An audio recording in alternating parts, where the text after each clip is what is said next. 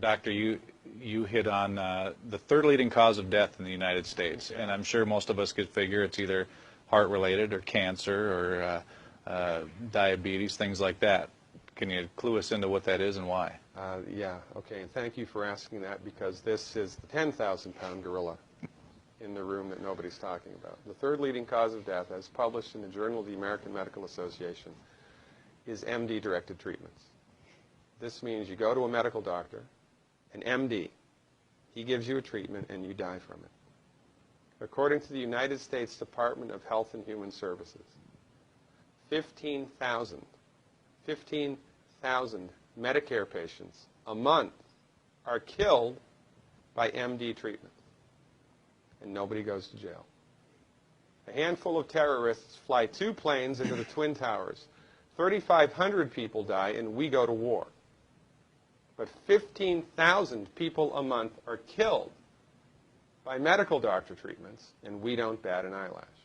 This is because we have been, I don't want to say brainwashed, that's not the correct term, but we have been, for the last 100 years,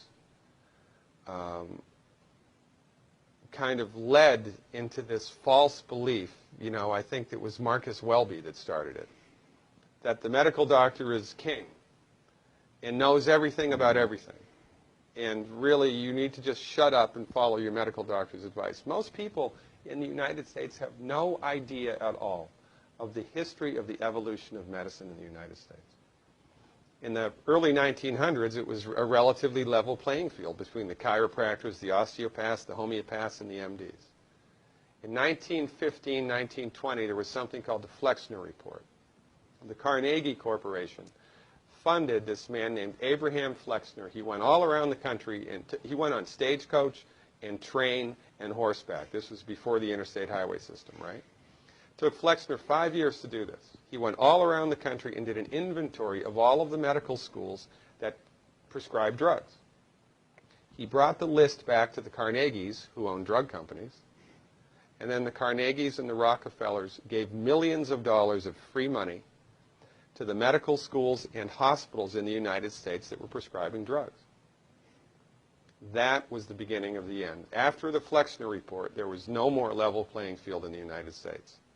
And the MDs started a juggernaut that's taken off. Most people in the United States think that the predominant medicine here, MD-directed pharmaceutical medicine, we think that those guys are top dog because their therapeutics are better than the homeopaths or the naturopaths or the chiropractors. It's not. They're in the driver's seat because of political and financial coalitions that were built at the turn of the century that most people have no idea of at all. And it's a gigantic problem. And I mean, it's crazy, right? It's the third leading cause of death. And yet, when the government makes noise about messing with people's insurance, everybody freaks out. Mm-hmm. And that's a whole other thing to talk about, isn't it? Because what is medical insurance? When you buy medical insurance, what are you doing? You're betting that you're going to get so sick you will not be able to afford it. Mm-hmm. Right? Yeah. Right. And then, so you pay good money every month to gain access to a system of medicine that's the third leading cause of death in the United States. We need our heads examined, quite frankly. That's why we give, Dr. Wallach and myself collectively, we give 400 free lectures a year. And we're building a grassroots network because people don't know this.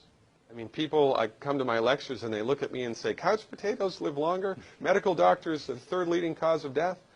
You know, what's going on here? We're like the people, you know, in Galileo's time saying, hey, everybody, you know, it's the sun that's at the center of the solar system, not the Earth. Well, hey, everybody, the Earth is round, it's not flat. Or, hey, everybody, slavery's a bad thing. Right? This is we have a social agenda here.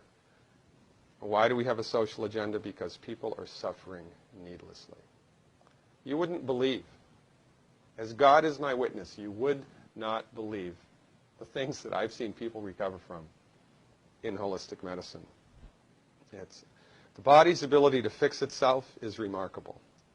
And most of the time, all that the body needs to do that is the raw materials that it needs to do that. And we need to stop eating food that's hurting the body. You know, if you put diesel fuel in an unleaded engine, even if it's a brand new Ferrari, it's going to run like crap if it runs at all.